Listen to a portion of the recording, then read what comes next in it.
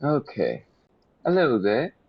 Today, as the title suggests, this is only a beginner's guide towards how to use and operate the latest PowerPoint 2021 by Microsoft.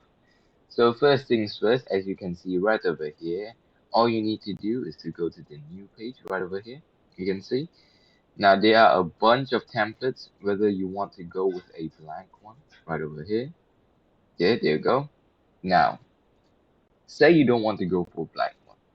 And you said in the middle of the road, I want to change my style of my presentation.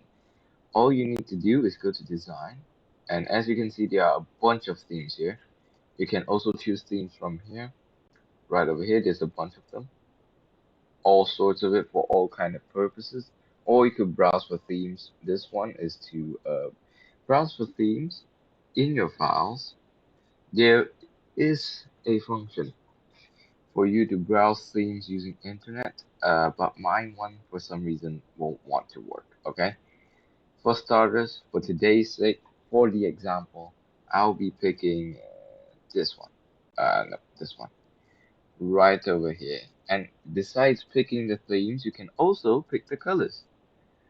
In here, you can see the variants button. Click the arrow button here, and there are a few options. There's the office one, where you can pick all sorts of themes. Okay.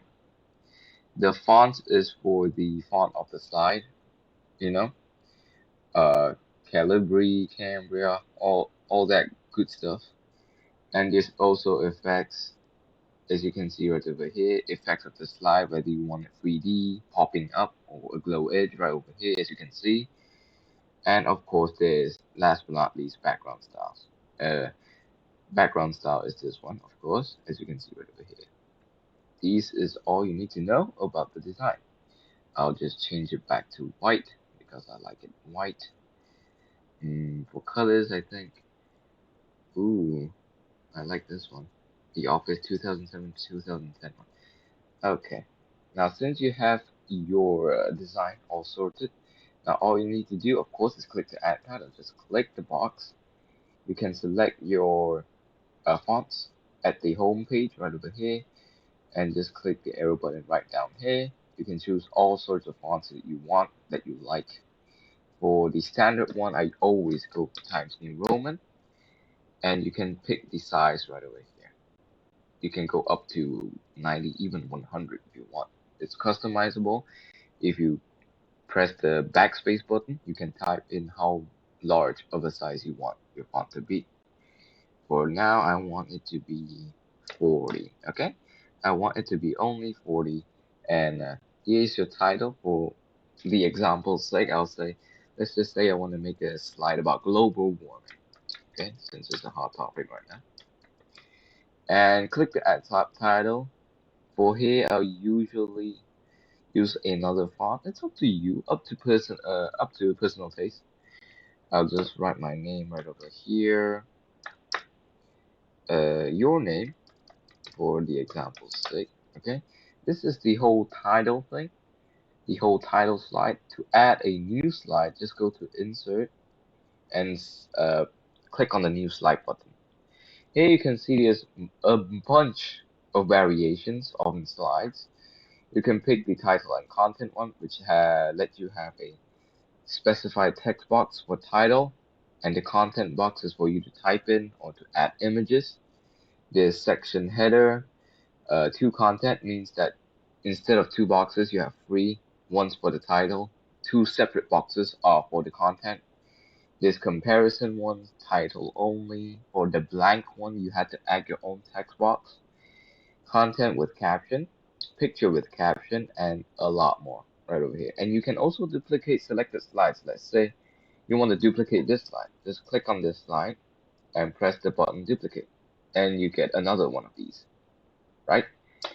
Or there's another function right over here, slides for outline and reuse slides, which means you can press this one. Let's say you want to use this one, and you can reuse it right over here. Reuse the slide from what? With content, of course, if you want to reuse something for summarizing or something else like that. For this one, you can click to add your title. Let's say you want to know what global warming. Okay, this is your title, and you can add your content right over here. You can go to home, of course. This is your fonts. This is your size. For this is to add size up and put your size down. This is bold, of course. Right over here, let me show you. First thing first, I want Arial and say global something random. Warming is okay. And this is the bold function, which makes your word, of course, bold. This is the italic function, makes your word tilt to the side. This one underlines your words. This is for shadow, makes your word have shadows. And this is, of course, to cut out your words, put a line in between. Okay, you can change your font colors using this button right over here. There's, of course, a bunch of colors that you can choose from. If not, if you want to customize your own color, you can customize it using the custom button right over there. Customize it however you want, according to your own taste as well. For the next part, I would like to talk about transitions. Transitions is a way to make your slides look more appealing, look more interesting. Now, there's a bunch of transitions that you can choose from as well. There's the subtle one, which I like to call the normal ones.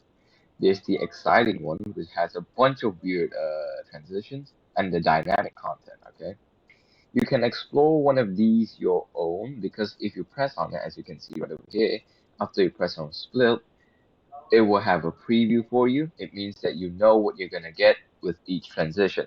So you can test things out by pressing them one by one if you want to. If you want to test everything out, it's absolutely okay. Just testing out. For this one, for opening, I would usually use curtains. That's just my own personal opinion. I like to use curtains. Just for every to add the transitions is the same. Press on the slide, go to transitions, and pick the transitions that you want. Right? Let's say you want this one to be flipped, and there you go. That's the transitions. For the animation part, as you can see right over here, you can see obviously the animation applies to the words, the pictures that you want to use in your slide. For example, if you want to use this one, the random bars, your words will appear like this. Once again, these are for let's just say imagery purposes, for you to make your slide look a bit more appealing and a bit more interesting. Usually, you know, people who want their slide to be eye-catching, they will add these transitions, animations. Sometimes they'll go one step forward to add certain animations that they find online to be applied in their own slideshow. Okay? I hope you guys get what I said. Now, of course, we had the insert one. You see, you can't go without insert in every single Microsoft software. Right over here, you have table. For this purpose, I will add a new slide for you to see right over here. New slide. I want it to be blank this time. So if you want to make a table, just select how much you want it. You see, 2 times 1 means that you have 2 columns, and how many what I say called lines, how many sections you have. If 2 times 2, you have 2 columns and 2 sections. 3 times 1, 3 columns and 2 sections. Okay, hope you guys get it. For the shapes right over here, you can have all sorts of shapes. Usually these shapes are for PowerPoint purposes, for you to present your stuff. If you want to, say write something in here or do something with the shape, do it. Here's the shape format, as you can see right over here. After you add a shape, it'll automatically jump towards that button. Here you can pick your shape fill, the color of your shape inside wise. Once again, you have custom or standard. Usually, I'll use this palette for me to add my colors. For this one, I would like to use green. And you can change your shape outline and the shape outline icon right over there. Your weight is how thick you want your line to be. Usually, I go for 2 quarters because this shape is quite big. And you can change your colors right over here, more outline colors. Just pick any color you want. Usually I pick for the matching one, so I have like light green inside. I choose a darker scent of green outside, right? We have the text effects, which means you can have like add shadows to your shapes. reflections even if you want. 3D rotation is how your shape look like. If you press this one, your shape technically will go a bit, when you look at it, it looks like it's tilted towards inwards, the slide. Okay? There's even glow up if you want, means that your shape has like a glowing effect or something like that. And that's about it, I think, for this part. Animations, as I said, pick which whatever you want. You can also add animations to shape as well, obviously, as you can see right over here. And for slideshow, these are, you can play your slides, so give it a preview right over here. Okay, as you can see, the animation is running, and there you go. Here's your animation. This is your transition, and that's about it. Yeah, the animation. And when it ends, you have like a black thing. If you want to record, you can press the record button, record from current slide, or record from the beginning. For the 2021 edition, I have to say, this one, you can enable it to record your face. There is actually a function for you to record your camera, to enable your camera to record your face for your PowerPoint purposes. If not, you can just record it as usual. This one, if I'm not mistaken, started to exist since PowerPoint 2018, I think. 18, if I'm not mistaken. Or 19. In the older versions, like the 2013 one, yes, you can still record your slide. For me, important to mention because some people would like to know that. And for other quirks like the draw function, especially for the 2021 edition, you can actually highlight stuff right over here. And if you want to make your stuff look better, okay, wait a minute, wrong button, wrong button. You can use the ruler right over here. Just to adjust your ruler, press Alt and Shift, I think, to CTR Shift, no, Alt FN or something like that.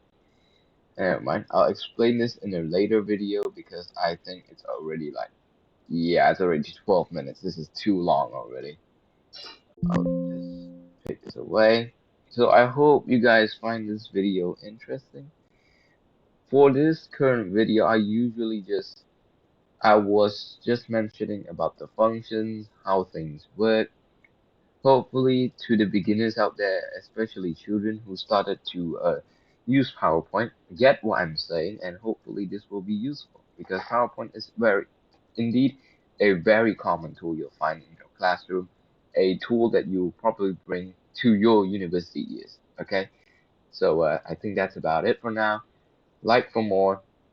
If this video gets 100 likes, I will make part two to explain a little bit more on how to record a PowerPoint. I think that's it for now. Bye.